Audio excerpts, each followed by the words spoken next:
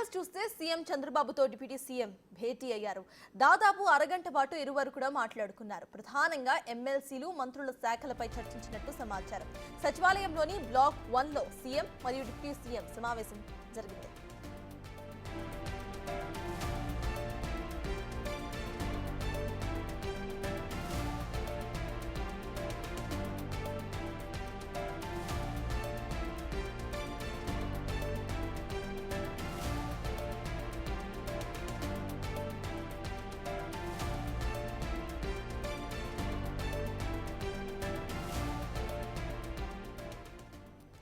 CM చంద్రబాబుతో deputy CM Pawan Kalyan భేటీ అయ్యారు. దాదాపు అరగంట పాటు ఈ భేటీ అయితే కొనసాగింది. ఈ భేటీలో ఎవరికి ఏ స్థానాలు ఇవ్వాలి, మంత్రుల శాఖలపై చర్చించారు. ఇక నాగబాబుకు ఏ శాఖను అప్పగించాలి అనేది కూడా చర్చించినట్టు సమాచారం. సచివాలయంలోని బ్లాక్ 1లో సీఎం, డిప్యూటీ సీఎం సమావేశం జరిగింది.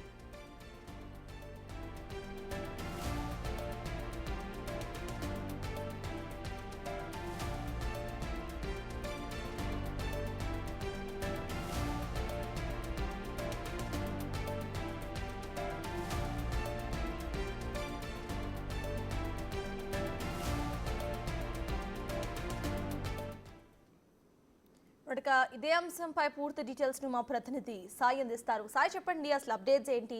ఈ సమావేశంలో ఇటు మంత్రుల శాఖలపై కూడా చర్చించినట్టు తెలుస్తోంది. అసలు ఏమైనా మాట్లాడారా? అక్కడ దేని గురించి చర్చించారు? అప్డేట్స్ ఏంటి? Sartaj, deputy CM Pawan Kalyan, CM Chandrababu భేటీ కొద్దిసేపటి క్రితమే ముగిసిందనే విధంగా చెప్పొచ్చు. ప్రధానంగా అరగంట పాటు జరిగినటువంటి ఈ భేటీలో అనేక అంశాలపైన కూడా ఇద్దరు కూడా చర్చించుకోవడం జరిగింది. ప్రధానంగా కూడా క్యాబినెట్లకి నాగబాబుని తీసుకుంటున్నటువంటి నేపథ్యంలో నాగబాబుకు సంబంధించినటువంటి క్యాబినెట్ బెర్త్కి సంబంధించి ఎలాంటి శాఖ కేటాయింపులు చేయాలనే దానికి సంబంధించి కూడా చర్చ జరిగినట్టు తెలుస్తుంది. అయితే ప్రధానంగా నాగబాబుని కనుక క్యాబినెట్లోకి తీసుకోవాలంటే ఎమ్మెల్సీగా ముందు అవకాశం ఇచ్చిన తర్వాత క్యాబినెట్లోకి తీసుకోవాలా, లేకపోతే క్యాబినెట్లోకి తీసుకున్న తర్వాత ఆయనకి ఎమ్మెల్సీ పదవిని ఇవ్వాలా అనే దానిపైన చర్చ జరిగిన నేపథ్యంలో మొదటగా క్యాబినెట్లోకి తీసుకోవాలనే విధంగా కూడా ఒక నిర్ణయం అయితే తీసుకున్నట్లు కూడా తెలుస్తుంది. ఎందుకంటే ఎమ్మెల్సీగా కట్టబెట్టిన తర్వాత క్యాబినెట్లోకి తీసుకోవాలంటే మరింత ఆలస్యం అయ్యేటటువంటి అవకాశాలు ఉంటాయి. కాబట్టి ముందుగా ఆయనకి ఏదో విధమైనటువంటి క్యాబినెట్లోకి తీసుకున్న తర్వాత ఎమ్మెల్సీగా చేయాలనే విధంగా కూడా ఇరు భేటీల్లో కూడా చర్చించి నిర్ణయం తీసుకున్నట్టు తెలుస్తుంది. అదేవిధంగా శాఖకు సంబంధించినటువంటి సూచనలు కూడా డిప్యూటీ సీఎం పవన్ కళ్యాణ్ చంద్రబాబుకు కూడా కొన్ని సూచనలు చేసినట్టు తెలుస్తుంది. అయితే ఫైనల్గా మాత్రం చంద్రబాబు నిర్ణయమే కీలకంగా ఉండేటటువంటి అవకాశాలు ఉన్నాయి. కాబట్టి కంపల్సరీగా శాఖకు సంబంధించినటువంటి అంశాలపైన ఈ 2-3 రోజుల్లో ఒక క్లారిటీ వచ్చేటటువంటి అవకాశాలు కూడా కనిపిస్తున్నాయి. దాంతోపాటు నామినేటెడ్ పదవులకు సంబంధించినటువంటి అంశంపైన కూడా ఇద్దరి మధ్య కూడా చర్చ జరిగినట్లు తెలుస్తుంది. జనసేన పార్టీకి సంబంధించినటువంటి అంశంలో రానున్న రోజుల్లో ఇచ్చేటటువంటి నామినేటెడ్ పదవుల్లో కొంత ఎక్కువ పదవులు ఇవ్వాలనే విధంగా కూడా డిప్యూటీ సీఎం పవన్ కళ్యాణ్ కోరినట్టు తెలుస్తుంది. అయితే ఇప్పటికే అనేక కార్పొరేషన్లకు చైర్మన్ల నియామకాలు అయితే జరిగాయి, కానీ డైరెక్టర్ పదవులు ఖాళీగా ఉన్నటువంటి నేపథ్యంలో వాటిని జనసేన పార్టీకి సంబంధించినటువంటి నేతలతో భర్తీ చేసేటటువంటి అవకాశాలు కూడా కనిపిస్తున్నాయి. దాంతోపాటు ప్రస్తుతం ఉన్నటువంటి పరిస్థితులకు సంబంధించినటువంటి అంశాలపైన కూడా కొంత చర్చించినట్టు తెలుస్తుంది. ప్రధానంగా మాత్రం క్యాబినెట్లోకి నాగబాబు నిర్ణయంతో పాటు ఏవైతే నామినేటెడ్ పదవులకు సంబంధించినటువంటి అంశంపైన ఇద్దరి మధ్య కూడా కీలకమైనటువంటి చర్చ నడిచినట్లు కూడా తెలుస్తుంది. పార్టీకి సంబంధించి కూటమిలో జనసేన పార్టీకి సంబంధించి ఇప్పటికే నామినేటెడ్ పదవుల్లో అనేక పదవులు ఇచ్చారు. అయితే రానున్న రోజుల్లో కంపల్సరీగా మరికొంత కీలకమైనటువంటి పదవులతో పాటు ఎక్కువ పదవులు కూడా రావాలనే విధంగా కూడా జనసేన వర్గాల్లో కూడా కొంత డిమాండ్ వినిపిస్తున్నటువంటి నేపథ్యంలో వాటికి సంబంధించి ఆలోచన చేయాలనే విధంగా కూడా డిప్యూటీ సీఎం పవన్ కళ్యాణ్ చంద్రబాబును కూడా కోరినట్లు అయితే తెలుస్తుంది. దాంతోపాటు నాగబాబుకు సంబంధించి శాఖపరమైన అంటే క్యాబినెట్కి సంబంధించి అంశాలే కీలకంగా ఈరోజు చర్చించినట్లు కూడా క్లియర్గా తెలుస్తుంది. సర్తాజ్, అయితే సాయి, ఇటు చూస్తే గతంలో నాగబాబు గురించిన ప్రస్తావన రాగానే కూడా మొత్తం అందరూ కూడా కమెంట్స్ చేయడం స్టార్ట్ చేశారు. ఇటు ఫ్యామిలీ పాలిటిక్స్ ఏపీలో కూడా జరుగుతున్నాయి. ఆ ఫ్యామిలీ పాలిటిక్స్ని తావులేదు అంటూనే ఇటు పదవి ఇవ్వడానికి డిప్యూటీ సీఎం రెడీ అయిపోయారు అంటూ. సో వాటిపై కూడా ఈ అరగంట మీటింగ్లో ఏమైనా చర్చించినారు అని అనుకోవచ్చా మనం?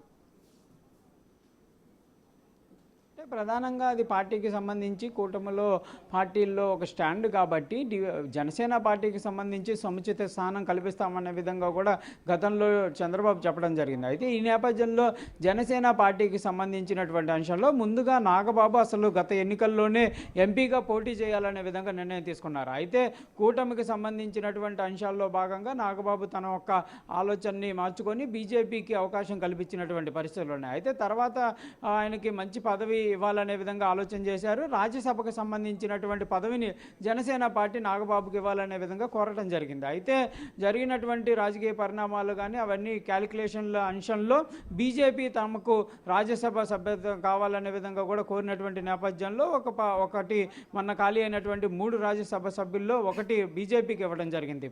మొత్తంగా ఈ ప్రస్తుతానికైతే రాజ్యసభ కూడా లేనటువంటి నేపథ్యంలో కంపల్సరీగా నాగబాబుకు ఒక కీలకమైనటువంటి పదవి ఇవ్వాలనే విధంగా కూడా డిమాండ్ వస్తున్నటువంటి నేపథ్యంలో క్యాబినెట్లోకి తీసుకోవాలనే విధంగా కూడా సీఎం నిర్ణయం తీసుకున్నాను అనేది ఒక రకంగా కుటుంబ పార్టీలతో పాటు అన్ని రకాలుగా కూడా చర్చ మొదలైంది. ఏదైతే మీరు అన్నట్లు కుటుంబానికి సంబంధించి పదవుల అంశం కాకపోతే ఇక్కడ క్లియర్గా జనసేన పార్టీ చెప్తున్నటువంటి అంశం ఏంటంటే నాగబాబు ఈ రోజు పార్టీలో యాక్టివ్గా ఉన్నటువంటి పర్సన్ కాదు. గతం నుంచే పార్టీ కోసం పనిచేశారు, కార్యకర్తలకు అండగా నిలిచారు, కష్టకాలంలో కూడా పార్టీతో ఉన్నారు. కాబట్టి కంపల్సరీగా ఆయనకి మంచి అవకాశం ఇవ్వాలనే విధంగా అంశంలో మాత్రమే ఆయనకు అవకాశం కల్పిస్తున్నారనే విధంగా కూడా పార్టీలో కొందరు చెప్తున్నటువంటి పరిస్థితి ఉంది. అయితే బయట నుంచి విమర్శలను పట్టించుకునేటటువంటి పరిస్థితి లేదనే విధంగా కూడా కూటమి నాయకులు అయితే చెప్తున్నారు. ఎందుకంటే కూటమికి సంబంధించినటువంటి అంశంలో ఎవరైతే కీలకంగా ఉన్నారో ఆ కూటమి విజయానికి ఎవరైతే దోహదం చేశారో వాళ్ళందరికీ కూడా కంపల్సరీగా సముచిత స్థానాలు అయితే ఇవ్వాలనే విధంగా నిర్ణయం తీసుకున్నాం. కాబట్టి అందులో భాగంగానే నాగబాబుకు అవకాశం కల్పిస్తున్నారనే విధంగా కూడా కూటమి నేతలందరూ కూడా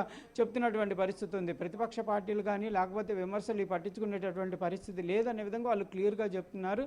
ఏదైనా ఒకవేళ డిప్యూటీ సీఎంగా పవన్ కళ్యాణ్ ఉండటం, మంత్రివర్గంలోకి నాగబాబు రావటం ఇద్దరు ఒకే కుటుంబానికి సంబంధించినటువంటి వ్యక్తులు అయినప్పటికీ వారి యొక్క ఏదైతే పని అనేది ఇద్దరు వేరువేరుగానే చేశారు. జనసేన పార్టీకి సంబంధించి ఇద్దరు కూడా కష్టపడినటువంటి పరిస్థితులు ఉన్నాయి. కూటమిలో కూడా వాళ్ళ పాత్ర కీలకంగా ఉంది. కాబట్టి కంపల్సరీగా నాగబాబుకు అవకాశం కల్పిస్తున్నట్లు కూడా చెప్తున్నటువంటి పరిస్థితి ఉంది. ఈ అంశం పైన కూడా కొంత చర్చించారు. అదేవిధంగా శాఖకు సంబంధించినటువంటి అంశాల్లో నాగబాబుకి కీలకమైనటువంటి శాఖ అయితే ఇవ్వాలనే విధంగా కూడా ఒక నిర్ణయం తీసుకున్నట్టు తెలిసింది. ఎందుకంటే ఆ ఇంపాక్ట్ కంపల్సరీగా రానున్న రోజుల్లో ప్రభుత్వానికి సంబంధించినటువంటి అంశాలతో పాటు రాజకీయపరమైనటువంటి ఎఫెక్ట్ కూడా ఉండేటటువంటి అవకాశం ఉంటుంది. కాబట్టి కంపల్సరీగా ఆయనకి కీలకమైనటువంటి బాధ్యతలతో కూడినటువంటి శాఖను ఇచ్చేటటువంటి అవకాశాలు కనిపిస్తున్నాయి. వాటికి సంబంధించి కొన్ని సూచనలు కూడా డిప్యూటీ సీఎం పవన్ కళ్యాణ్ అయితే చేసినట్లు కూడా తెలుస్తుంది. మొత్తంగా మాత్రం శాఖకు సంబంధించినటువంటి అంశాలు ఎమ్మెల్సీగా చేయాలా, ఎమ్మెల్సీ చేసిన తర్వాత ఇవ్వాలా అనే అంశం పైన కీలకంగా చర్చ జరిగింది. ఒక నిర్ణయం అయితే తీసుకున్నట్టు తెలుస్తుంది. దీనికి సంబంధించి